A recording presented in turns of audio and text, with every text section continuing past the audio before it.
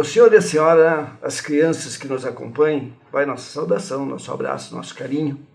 E vamos fazer uma conversa possivelmente bastante produtiva. Se a gente não se atrapalhar na metade do caminho, nós vamos ter uma conversa franca, aberta, onde aparecerão assuntos do mundo, do Brasil e do nosso Rio Grande do Sul, mas sem uma pauta definitiva, uma pauta fechada. Tenho em minha companhia o meu grande amigo Fernando Gasperim, cidadão de Bento Gonçalves e meu amigo de, no mínimo, 30 anos. Obrigado, Fernando, por ter aceito o convite de estar aqui com a gente. Ok, eu que agradeço o novo convite, agradeço a TV Cidade, ao Glaci e a ti, Senair. E estamos aqui para bater papo. Vamos lá, então. Vamos lá. Eu sei que tu é seguidor do Luciano César. É um caxiense, administrador, como o senhor fez faculdade em Caxias. É um caxiense conhecido, mundialmente conhecido, um tecladista, um artista e tem muitos seguidores. Um homem muito bem informado, inclusive no submundo da política mundial. Eu queria que tu me falasse alguma coisa sobre o que tu sabe, o que tu for seguidor do Luciano César, o que tu sabe que está em movimento, está em gestação neste mundo velho tão grande. Bom, esse é um tema bastante complexo, bastante intrigante, né? A gente, com o tempo, troca a cultura, né? O hábito da gente. Nós estávamos sempre focados na mídia oficial, na mídia de rede aberta, né? Globo e outras emissoras. E com o tempo a gente percebeu que muito pouca informação vinha do mundo. E aí eu comecei a buscar informações através do YouTube. Alguns assuntos que me interessavam. E, sem querer, consegui entrar nesse link aí do Luciano César, que é Ensinamentos da Era de Aquário, de onde ele traz muitas notícias do exterior. Então, tem muita coisa acontecendo no mundo que nós aqui, os que seguem as mídias convencionais, não têm acesso a essas informações. Mais ou menos em meados de março, iniciou uma operação chamada Operação Storm, onde o presidente Trump convocou 1 milhão de reservistas, né, para fazer uma operação que visava basicamente combater a Cabala Negra, os Illuminati e essas famílias tradicionais riquíssimas que detêm todo o poder, indústrias farmacêuticas, dentre outras. E essa operação, chamada Operação Storm, visa basicamente 3 coisas: combater o tráfico humano, que é algo que não é divulgado, mas no Brasil somem 50 mil crianças por ano, nos Estados Unidos 800 mil, puxa, na Inglaterra mais ou menos 240 mil crianças, e não aparecem mais. E segundo o Luciano César, essas crianças eram usadas para sacrifícios e principalmente para a elaboração de um elixir de longevidade e, ao mesmo tempo, afrodisíaco, que as elites usam. E esse elixir é extraído da glândula pineal das crianças. Que horror! É o que ele, né, nos relata. Também, outra viés desse programa era a busca de retirar todo o ouro da Cabala Negra e, inclusive, do Vaticano, do Banco do Vaticano. E esse ouro foi trazido para os Estados Unidos, para o Fort Knox, através de mais de 600 voos. E esse ouro todo está ali no Fort Knox. Porque vai haver, segundo Luciano César, um reset financeiro, onde as moedas dos países serão novamente lastreadas pelo ouro e não com o dólar, como é hoje, né? Então, cada país vai poder imprimir a moeda de acordo com a quantidade de minerais de ouro que ele possui, como era antigamente. E o último é o combate ao narcotráfico, né? Ao Foro de São Paulo, principalmente, porque o Foro de São Paulo é o centro de operações de todo o narcotráfico da América Latina. Poxa. Então, assim, eu sei que são assuntos bastante polêmicos, muito pouca gente tem acesso a isso, né?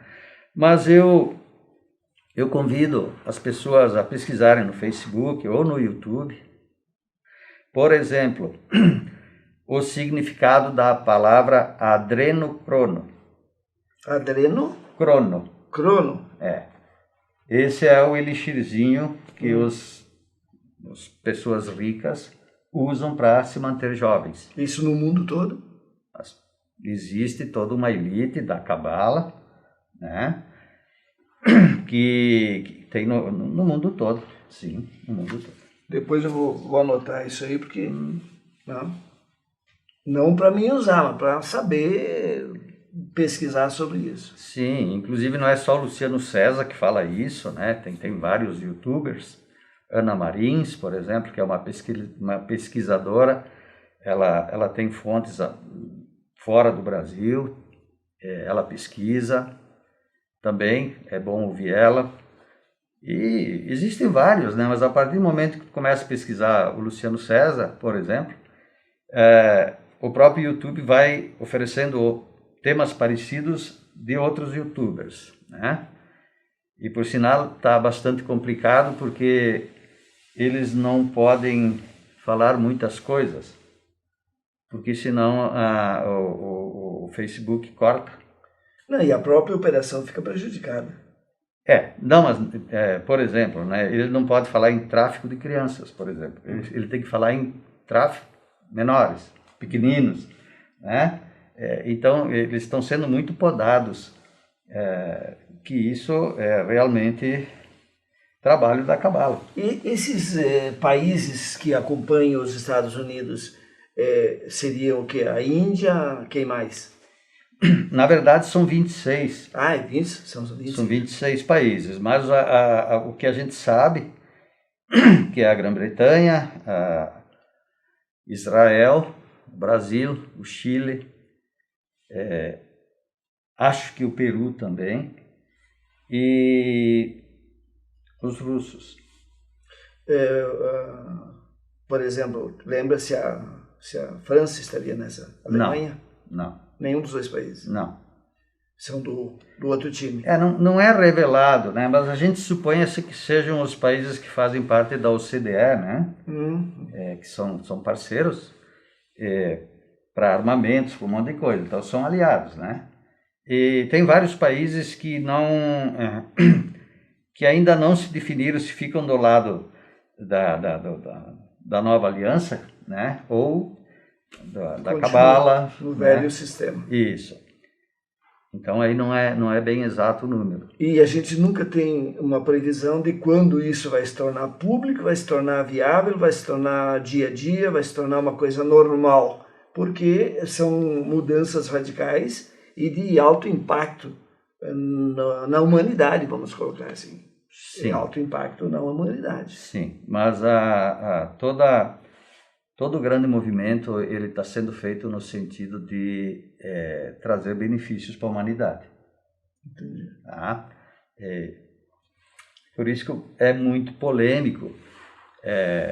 Por exemplo, tem sites como Ascensão Planetária, Carlos Bispo, e que aí traduzem mensagens que vêm do espaço.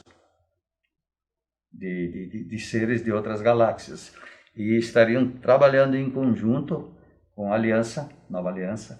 né? E já estaria sendo identificado, então, alguma forma de contato, de entendimento? Como seria isso? Contato sempre teve. Sempre teve. Talvez os países não revelem para não causar pânico, né? E aos pouquinhos, a gente tem muito filme, muito seriado que trata do espaço, que trata de contatos. Isso é uma aculturação, né? Para que a gente possa mais tarde não sentir isso. Tanto medo, né? E aceitar isso como normal. Certo. Mas o fato dos povos que vivem dentro da Terra. Entendi. Né? Que seriam principalmente os reptilianos. E a forma deles, hoje, eles se infiltram entre os humanos, só que eles se tornam híbridos, eles não podem gerar filhos. Né? Isso tudo é objeto de pesquisa, está tudo na internet, isso aí não sou eu que estou inventando, quem me dera, não tenho capacidade nem de inventar uma mentira dessa, até se é que for mentira, mas eu acredito que ser verdade. Por exemplo, a família real britânica, ela é de origem reptiliana.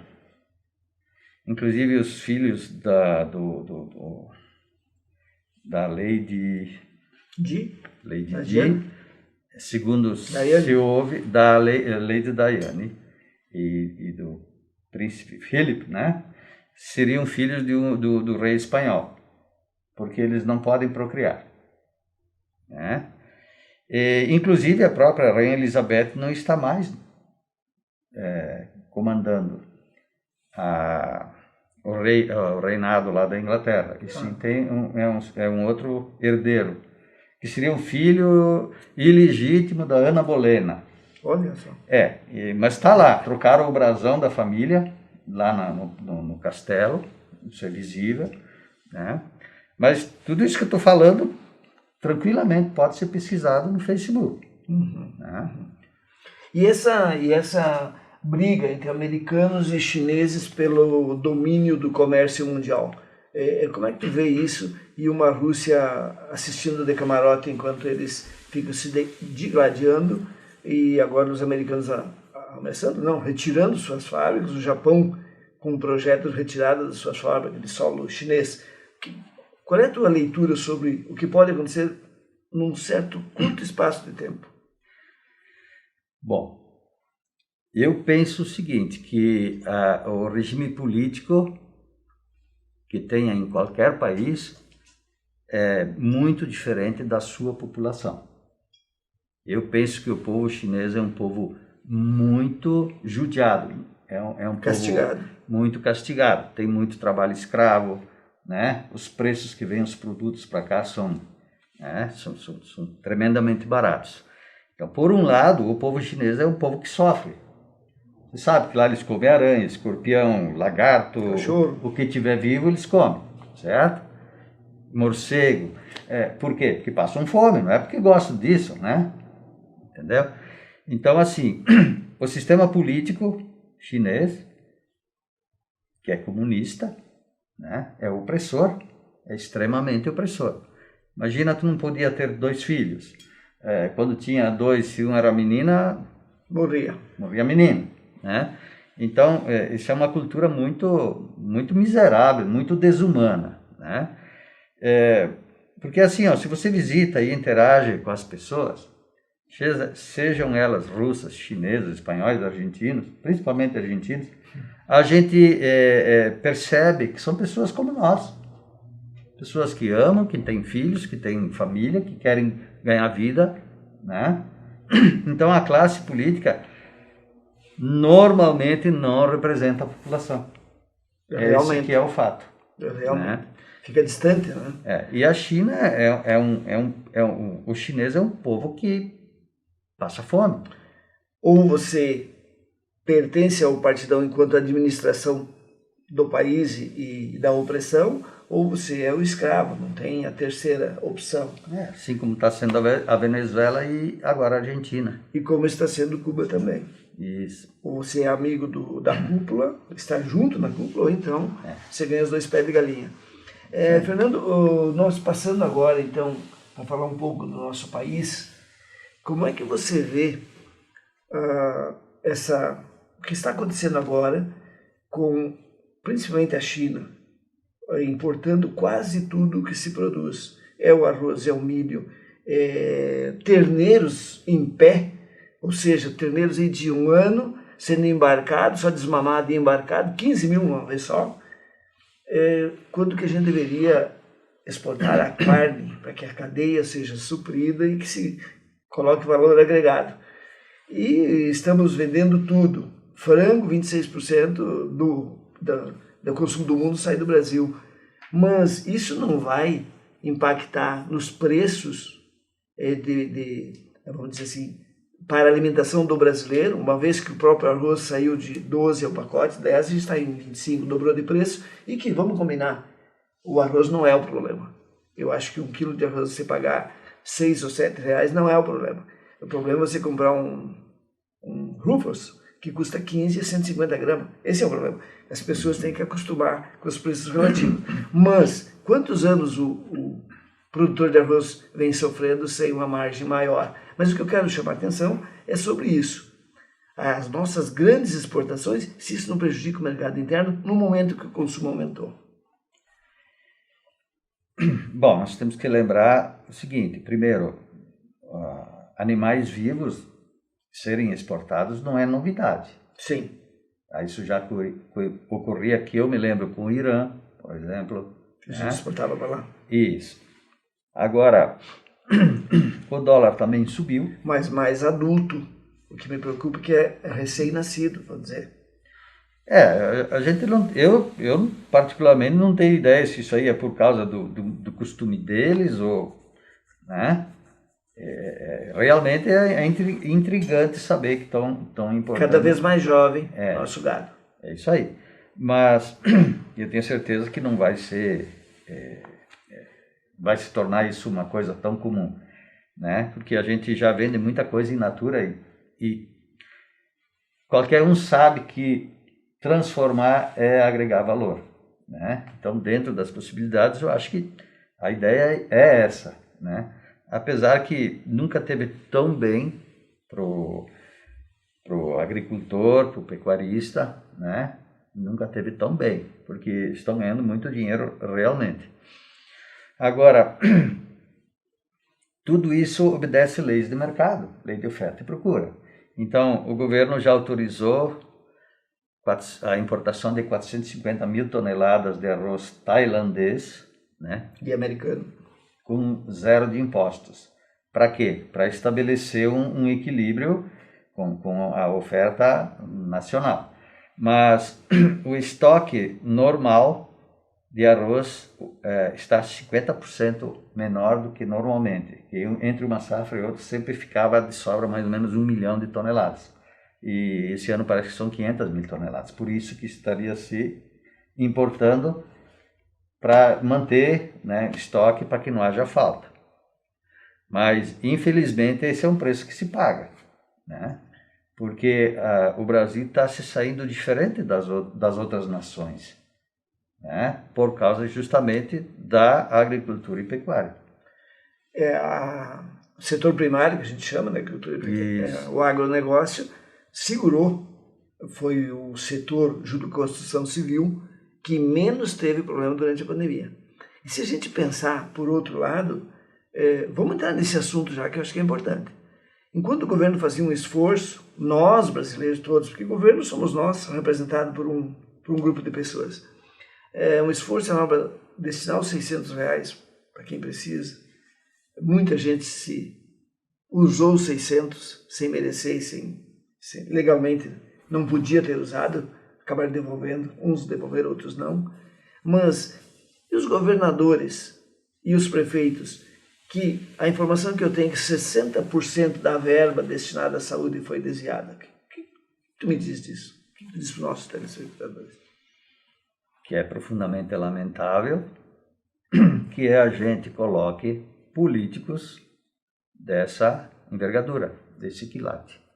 Eu só posso lamentar porque a responsabilidade é nossa.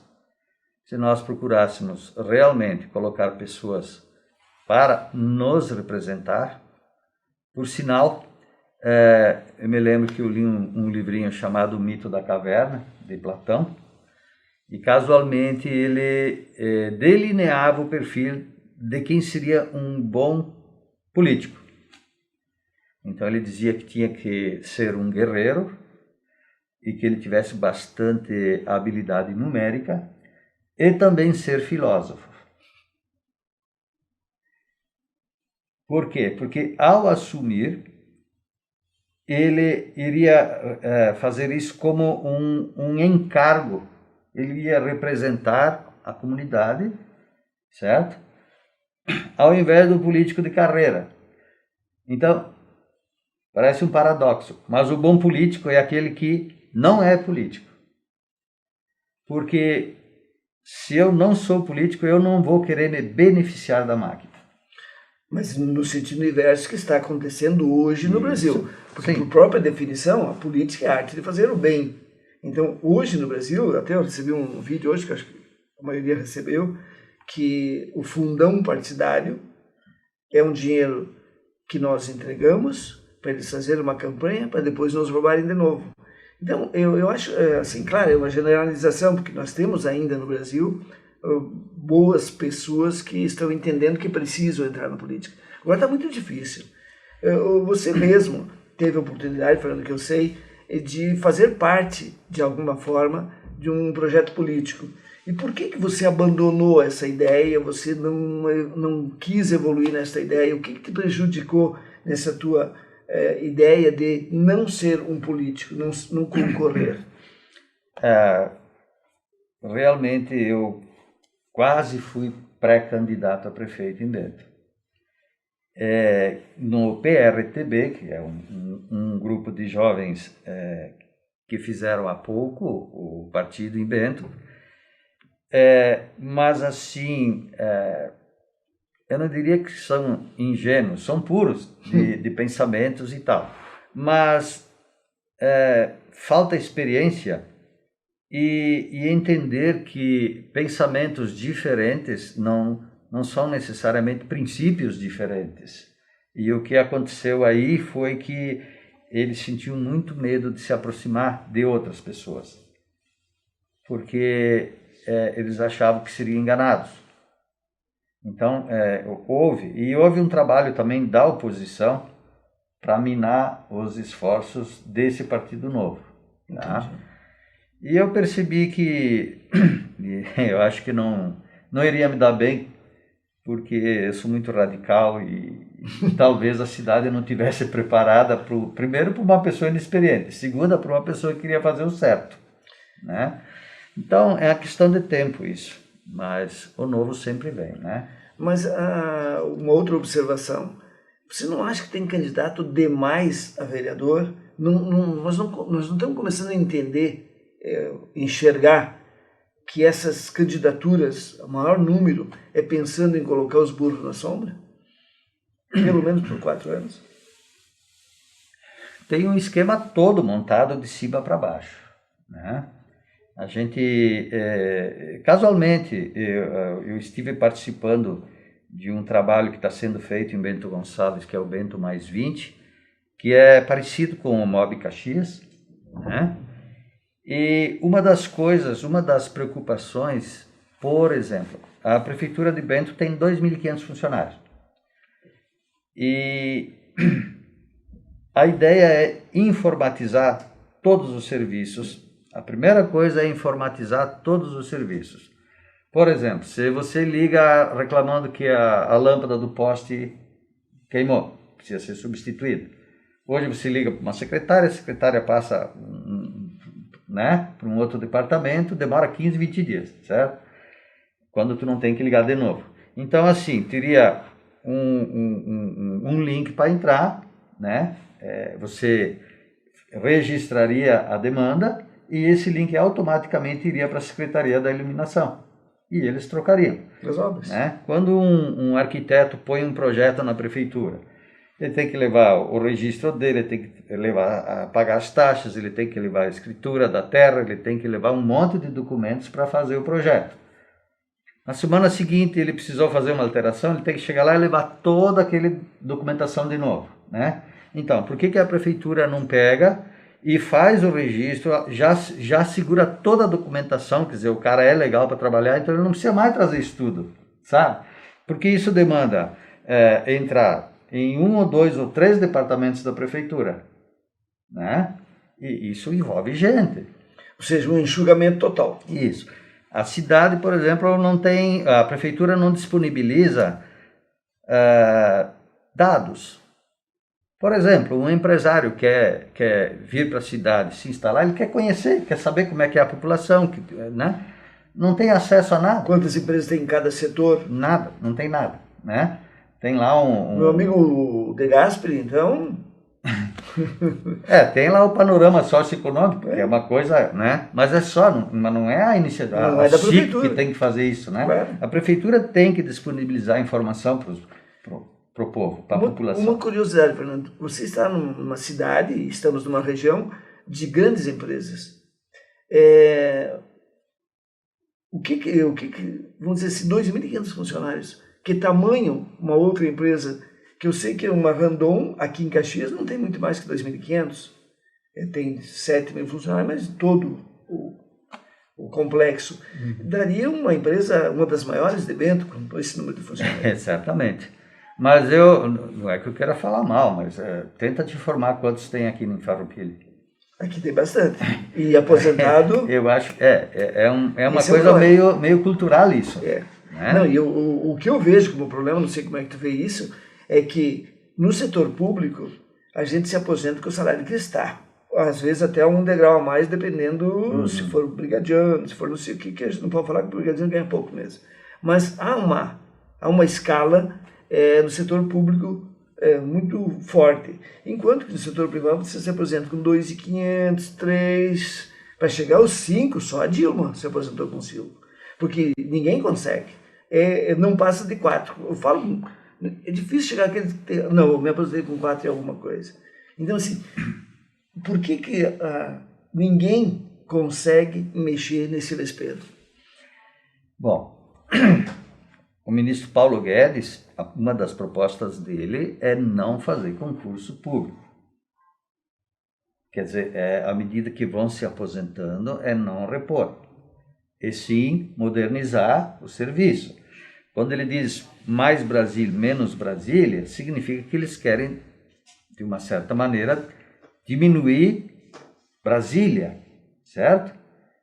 A mesma coisa tem que acontecer nos estados. O problema é que nós ainda não temos uma identidade. O Brasil ainda, os municípios, tudo, são muito corporativistas. O funcionalismo público, através dos sindicatos, eles não impedem a eleição de bons candidatos. Ou patrocínio, a própria mídia não tem esse interesse. Você ligar a Rádio Guaíba, você vai ver propaganda de tarde de sindicatos na rádio, falando mal do governo, falando mal do Bolsonaro, etc. Né? Pode falar mal, mas o que eu estou querendo dizer é que esses sindicatos estão investindo em mídia para ganhar alguma coisa, certo? Deveria investir no seu associado. Então, enquanto não se tem uma identidade forte, né, vamos exagerar, quando a gente for mais ou menos japonês, esse país vai ser o primeiro do mundo. Tá difícil. Nem o terceiro, vai ser o primeiro. Tá difícil. Porque eu vejo, Fernando, que no setor público, as coisas, como você falou, o engenheiro vai lá, nada acontece com rapidez. Você vai no setor privado, você é o cliente. No setor público, ninguém te trata como o patrão. Você é o patrão do funcionário público, você paga o salário dele. É verdade. Nós pagamos o salário do funcionário público. E eles te tratam com a maior preguiça. Então, claro que tem as exceções, mas a gente percebe que o setor público vai ser muito difícil a sociedade continuar carregando. Mas eu gostaria que tu falasse também da nossa reforma tributária gaúcha. Essa é consequência exatamente de más administrações que vieram, acho que 4, 5. Eu me lembro que o Rigoto fez alguma coisa de bom, a Ieda Cruzius tinha deixado o Estado mais ou menos em dia. Tá? Então, assim, é muito fácil aumentar impostos. Vejam quantas indústrias do Rio Grande do Sul que foram embora. Então, se tem um valor X de despesa por ano e um valor X de impostos, se as empresas vão embora e a despesa não diminui, é óbvio que vão aumentar. O desemprego causa isso também, né? Também. Então, assim, não há um interesse em desenvolver o Rio Grande. Não há. O Rio Grande tem a população mais qualificada do Brasil. Saem talentos aos montes daqui embora. Mas tu não acha que o problema das aposentadorias do setor público é que está derrubando a economia do Rio Grande do Sul em boa parte? Quando tem alguém lá ganhando 200 mil reais aposentado. Mas se nós... Haja caixa. Se nós começar a trabalhar para valer, em 10 anos, o PIB do Brasil triplica ou quadruplica. Não é esse o problema. O problema é estancar o erro. Né? O que está feito, tu não pode tirar direitos. Você lutou por eles. Não adianta, certo ou errado, nós inclusive aceitamos até hoje. Agora, o importante seria estancar isso. Né? Como fizeram com a reforma da Previdência. Estancar, mas eu te coloco da seguinte forma. Se clubes de futebol pagassem INSS, atores de TV e apresentadores de TV, pagasse o seu imposto de acordo com o que ganha realmente, e não pelo PJ, isso quando o Fernando é PJ, o Fernando é PF, pessoa física. E aí, qual é o recolhimento ao INSS de toda essa turma? Então, isso, olha um jogador de futebol ganhando 600 mil, se você tirar 200 para a Previdência, sobra 400 para ele. Ninguém pensou nisso, por que ninguém faz isso? O jogador de futebol não é um artista, ele é um profissional que joga bola. Então, eu acho que tem outras questões no aspecto tributário, mas o que me assusta é um judiciário aumentando muito os seus gastos durante o período. Eles não têm congelar salário, não tem todo, o seu Toffoli saiu, aumentou salário. Antes de sair, aumentou para toda a galera. Então, tem setores no Brasil que são sempre os mesmos privilegiados. Olha o que o Lula deu de aumento de salário para militares e promoveu os generais. Então, são coisas que é aquilo que você falou, nós aceitamos. Mas e onde estão nossos fiscais? Senado e Câmara Federal. Então, isso assusta. Ou você acha que é normal continuar toda essa gente aposentada com esse baita salário? Não que é estouraram normal. O teto. Não é normal. Mas quando o povo serve ao Estado, acontece isso. Na verdade, o correto é o Estado servir ao povo. Certo? O político não pode ver a política como uma carreira. Não deveria existir carreira de político. E nem mais do que uma reeleição, digamos. Porque o poder corrompe com o tempo. Você falou em reeleição e eu tinha anotado para te falar. Fernando Henrique Cardoso fez gato e sapato e lebre para conseguir a reeleição. Gastou uma boa grana do nosso dinheiro. Bom, Lula, ninguém mais falou, se reelegeu, Dilma se reelegeu, está tudo certo. Agora querem caçar a reeleição, neste exato momento. O que é isso? Na verdade, o Estado, o país, o Brasil, ele está equipado, ele está armado para um golpe de esquerda. Está armado para isso. Fernando Henrique, ele não é socialista. Tá.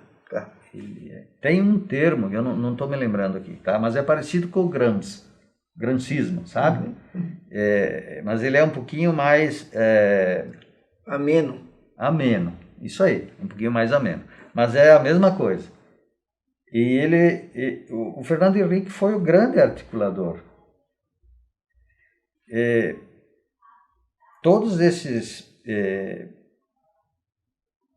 juízes que estão lá no Supremo, grande maioria foi o quê? O Lewandowski foi companheiro do Fidel Castro. O careca lá, como é que é o nome dele? Agora eu não estou me lembrando. O Gilmar? Não, o mais novo lá. O Toffoli, o Barroso, quem é o outro? O Celso de Mello, o Marco Aurélio Mello. Não, é o outro, o mais novo lá. O Alexandre de Moraes. O Alexandre de Moraes. Ele foi advogado do PCC. Sim, mas o... Né? Sim, então, do PCC. veja quem é que está sendo escolhido.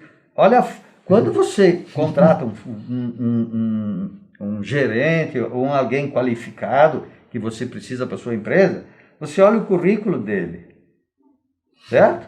Então, a mesma coisa com o ministro. Principalmente o né? ministro Supremo. Ou você acha que esse pessoal que escolhe não é inteligente? Mas o Fachin trabalhou para o Partido dos Trabalhadores do Toffoli, trabalhou... O Fachin Fux trabalhou... fazia discurso no palanque do PT. Então, se você olhar, é só tirar a capa preta e colocar a vermelha. Então, essa é a questão. Vão caçar o direito do Bolsonaro através de uma PEC? Não. Ele não pode ir à reeleição, e aí ele entra um outro e para o outro faz outra PEC e volta à reeleição. Será que é isso que vai acontecer? Não, eu não acredito, porque o Alcolumbre também tentou fazer uma PEC para se reeleger? Uma PEC para se reeleger e levou um banho, porque a quantidade de e-mails de manifestação de brasileiros foi tão grande e que ele próprio tirou. Eu não sabia que ele tinha tirado. Sim, ele tinha tirado do site lá. Mas a votação foi realmente para que ele não conseguisse a reeleição. Fernando, tu tem algum outro assunto que eu queria colocar, porque nós estamos indo para o final, sem muita exigência que nós pare daqui a pouquinho. Não, o chefe não está aí, nós podemos estourar. Apesar nosso primeiro assunto do Luciano César, né, ser um pouco forte, e eu quero deixar bem claro que toda essa situação que está acontecendo e que a mídia oficial não divulga é para restabelecer o bem e a ordem do planeta. Né? Nós estamos em evolução e então assim, não temam, mudanças são necessárias e ninguém gosta de mudança, né? Mas as mudanças são para o bem. Eu tenho muita crença nisso e o Brasil vai se tornar uma potência mundial logo, logo. A primeira roubalheira já parou. Isso. Agora veio a roubalheira na pandemia, mas a Polícia Federal, palmas para a Polícia Federal. O que estão trabalhando, não importa quem pegar, se é o filho do presidente, não tenho nada com ladrão nenhum, graças a Deus. Então, por mim, se o nosso governador estiver envolvido, que vá também, não tenho assim, problema nenhum com isso. Agora, a Polícia Federal está fazendo um trabalho, olha, vai ficar na história do país, desde o começo da Lava Jato até agora, que continue independente, continue fazendo o seu trabalho, que eu acho que a nossa salvação ainda é a Polícia Federal independente. Doa a quem doer. Siga a lei. Acho que é isso que você também pensa. Tranquilo. Antes de encerrar, eu queria mandar um abraço, senão, Fernando, eu não ganho mais ovos de 2 gemas. E o ovo de 2 gemas tem uma vantagem. Você almoça em 2, uma gema para cada um. Então o meu amigo Zeca, da Granja Elizabeth, me traz de vez em quando, e se eu não mandar um abraço para ele, não me traz mais, e o meu amigo Ernesto Guarese, que é o dono da granja, que também deixa o Zeca trazer, além do serviço que traz para a gente, traz ovos de 2 gemas. Então um grande abraço para vocês, de Flores da Cunha, que tem grandes amigos de Flores da Cunha, que nos assistem também. Fernando, quero te agradecer mais uma vez a estar aqui na nossa companhia. E precisamos conversar mais aqui na TV, porque eu acho que é de grande valia as informações que você traz. Você é um estudioso. Tu quer falar mais alguma coisa? Não, quem agradece sou eu e quem se sente honrado pelo convite sou eu. E eu gostaria que as pessoas não me julgassem, porque aquilo que eu trago é aquilo que eu também ouço e vejo. Então pesquisem, né? Cheguem às conclusões. a gente tem o hábito de imaginar que, como faz avestruz, né? Para não ver o perigo, enfia a cabeça num buraco, né? Eu acho que é muita ingenuidade da gente achar que o mal não está presente. Não virá mais o apocalipse. O apocalipse já veio e já está indo embora. A verdade é que os poderosos nos dominam e a gente dá todo o nosso trabalho, todo o nosso dinheiro, todo o nosso investimento para eles. Que pena. Gente, muito obrigado pela companhia, um grande abraço e até a próxima.